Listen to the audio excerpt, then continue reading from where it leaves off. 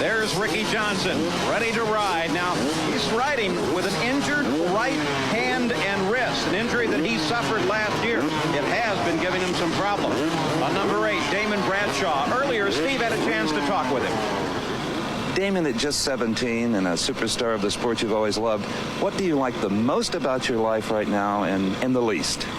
Well, I get to, go around to a lot of different parts of the country and meet a lot of new people, and I discover a lot of new things. It's I just have to be very open about it because I learn stuff every day.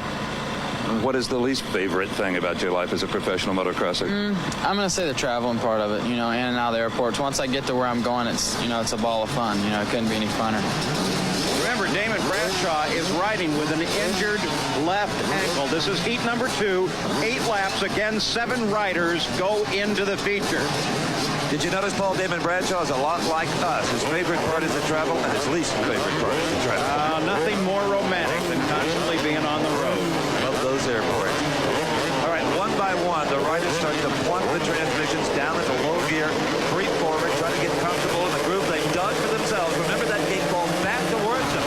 If they foul start, they impale themselves on it. But it's a beautiful start, especially for Damon Bradshaw, number 8 on the Yamaha, and number 1 defending champion Jeff Stanton on the Honda. They work quick, Paul. Boy, Bradshaw came out of there like a rocket ship, and look at him now as he battles with number 1, the blue plate, Jeff Stanton. Stanton picks up the lead. Jeff Stanton, an incredible first lap. Let's remember, it was right here in Daytona a year ago when he first vaulted into motocross prominence, went on to win the entire series and earned that number 1 plate. He is picking up exactly where he left off. So Stanton runs out in front, Bradshaw second, Ricky Johnson in third. LaRocco runs in 4th. In 5th is Matson. Fred Andrews is 6th. And John Dowd is 7th. Those 7, if the checkered flag were to fall right now, would transfer direct into the main. But there's still plenty of racing to run here in heat number 2. There's our leader, Jeff Stanton, number 1. As the field streams through our picture, we can count them up. There's 2, 3, 4, 5, 6, and 7. 49. John Dowd behind him, 102. Chris Young, who knows he's got to move up one more spot to avoid that last chance qualifier. Chris Young is attacking the course with some verve as he closes down just a little bit on Dowd. He'd love to get that 7th place because if you get it, then you transfer direct into the main. You don't have to ride any more today. It's 80 degrees here. Pretty hot and pretty uncomfortable riding on this course. The battle is for 4th. There's 99, Dean Matson in 5th. Back to the leaders once again. And look there.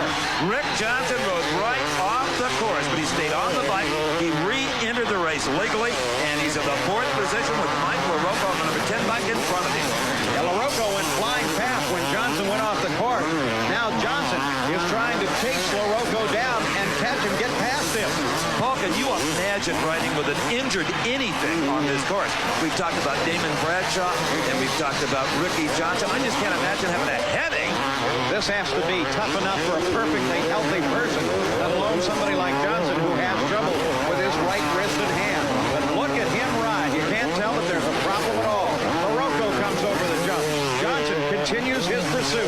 Now watch Ricky Johnson, number 13, as he uses these berms where he can really squeeze the power on and get a shot back onto the straightaway. Now you want to get the bike down as quickly as possible off those jumps because the machine in the air isn't driving the rear wheel and continuing its forward progress.